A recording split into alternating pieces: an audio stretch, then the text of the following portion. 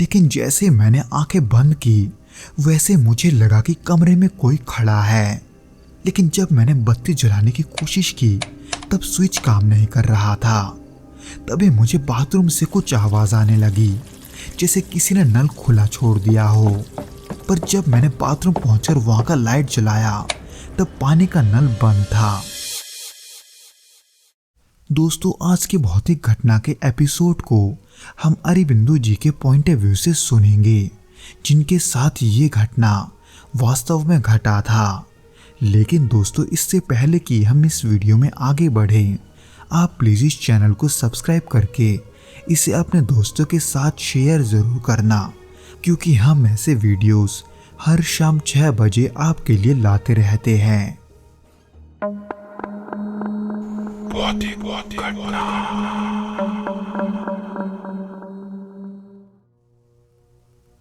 वो मार्च का महीना था।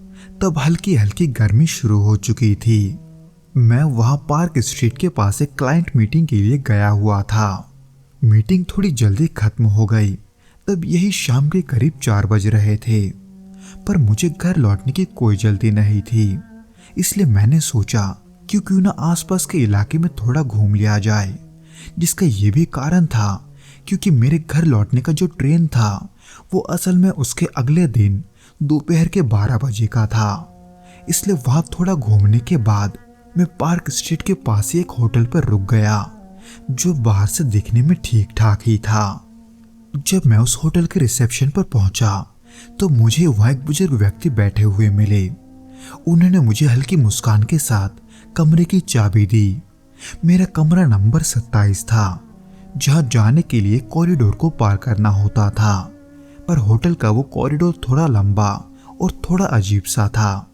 दाएं बाएं के दीवारों पर पुराने पेंटिंग्स लटके हुए थे, जिन पर समय की परत साफ दिखाई दे रही थी, यानी कि उनमें धूल जमे हुए थे। हालांकि मेरा कमरा वैसा नहीं था। वो दिखने में साफ सुथरा और बहुत साधारण था। हालांकि कमरे का फर्नीचर पुराना था, जिसमें एक लकड़ी की अलमारी, एक ड्रेसिंग टेबल और एक बड़ा शीशा। उस शीशे का फ्रेम भी काफी पुराना था, मानो वो दशकों से वहीं पड़ा हो। पर उस साधारण दिखने वाले कमरे में कुछ ऐसा होगा, ये मैंने सोचा नहीं था।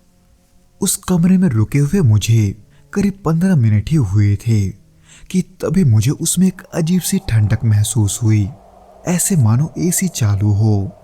लेकिन खिड़कियां और एसी के बंद होने के बावजूद भी ऐसा लग रहा था जैसे कोई ठंडी हवा पूरे कमरे में बह रही है। पर गर्मी की शुरुआत होने की वजह से मैंने उस पर उतना ध्यान नहीं दिया, बल्कि मैं दिन भर के थकान के वजह से बिस्तर पर जाकर लेट गया। हालांकि कमरे में खामोशी थी, लेकिन उसके दीवारों के पीछे से थोड़ी अजीब सी आवाज आ रही थी। लेकिन मैंने इसे अपनी थकान का असर समझकर अनदेखा कर दिया। पर रात के करीब 1:30 बजे मेरी नींद अचानक खुल गई। कमरे में जो अजीब सी खामोशी थी, उसमें ऐसा लग रहा था जैसे सब कुछ रुक गया हो। पर तभी उस खामोशी में मुझे दरवाजे के पास से खटखटाने की हल्की आवाज सुनाई दी। मैंने सोचा शायद ये मेरी कल्पना है, लेकिन कुछ ही पलों के बाद वही आवाज मुझे दोबारा सुनाई दी, पर पहले से थोड़ा तेज। अचानक इतने तेज आवाज को सुनकर मुझे थोड़ा झटका लगा, इसलिए मैं घबराते हुए दरवाजे के पास गया और बाहर झांककर देखने लगा कि बाहर कौन है। लेकिन वहां कोई नहीं था। इसलिए थोड़े हैरानी के साथ मैं वापस बिस्तर पर आकर लेट गया। लेकिन जैसे मैंने आंखें बंद की वैसे मुझे लगा कि कमरे में कोई खड़ा है। लेकिन जब मैंने बत्ती जलाने की कोशिश की तब स्विच काम नहीं कर रहा था। तभी मुझे बाथरूम से कुछ आवाज आने लगी, जैसे किसी ने नल खुला छोड़ दिया हो। पर जब मैंने बाथरूम पहुंचकर वहां का लाइट जलाया तब पानी का नल बंद था, लेकिन ऐसा लग रहा था जैसे वहां कोई मौजूद है। उस दौरान अचानक मेरी नजर वहां के शीशे पर पड़ी, जहां एक धुंधली परछाई ठीक मेरे पीछे खड़ी थी। पर जैसे मैं पीछे मुड़ा वो आंखों से ओझल हो चुकी थी। उस भयानक दृश्य को देखकर मेरे रोंगटे खड़े हो गए थे। अब मुझे लगने लगा था कि कुछ तो बहुत ही गलत है।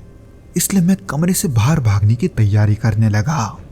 पर तभी मेरी नजर अलमारी पर पड़ी, जिसका दरवाजा आधा खुला था, जहां मैंने साफ साफ देखा कि उस अलमारी के अंदर कोई खड़ा है। उस पर मेरी सांसें थम गई थी, इसलिए मैं अपना सब कुछ वहीं छोड़कर वहां से सीधे रिसेप्शन की ओर भागा। और भागते भागते जब मैं रिसेप्शन पर पहुंचा, तब डर के मारे मेरी आवाज कांप रही थी। कुछ बोलने की कोशिश की, लेकिन शब्द जैसे गले में अटक गए थे। हालांकि रिसेप्शन की रोशनी और सामान्य माहौल ने मुझे थोड़ा संभाला तो था, लेकिन मेरी बेचैनी अब भी कायम थी, जो कि और भी ज्यादा तब बढ़ गई जब मैंने रिसेप्शन पर बैठे उस बूढ़े आदमी को ये सब बताया। क्योंकि मेरी बातों को सुनकर वो बिल्कुल भी हैरान नहीं था, ऐसे मानो वो ये जानता था कि मेरे साथ क्या हुआ है। पर उसने मुझे कुछ नहीं कहा। उसने मुझे बस दूसरे कमरे का चाबी दिया और सुबह तक वहां रहने को कहा। लेकिन उस घटना के बाद मैं पूरी रात सो नहीं सका। अगले ही दिन मैंने उस होटल को छोड़ दिया और उस जगह वापस नहीं गया। ये अनुभव आज भी मेरी याद में ताज़ा है और मेरे रोंगटे खड़े कर देता है। उस रात जो कुछ भी हुआ, उसका कोई तर्क मुझे आज तक नहीं मिला, लेकिन मैं इतना यकीन के तौर पर कह सकता हूँ कि वो सब मेरा भ्रम नहीं था। तो दोस्तों, ये तो था वो घटना जो कि अरविंदो जी के साथ घटा था। उम्मीद करता हूँ कि आपको यह पसंद आया होगा, और अगर आया हो तो प्लीज़ इस वीडियो को लाइक करके इसे अपने दोस्तों के साथ शेयर ज़रूर करना, और हमें कमेंट करके ये ज़रूर बताना कि आपको ये वीडियो कैसा लगा।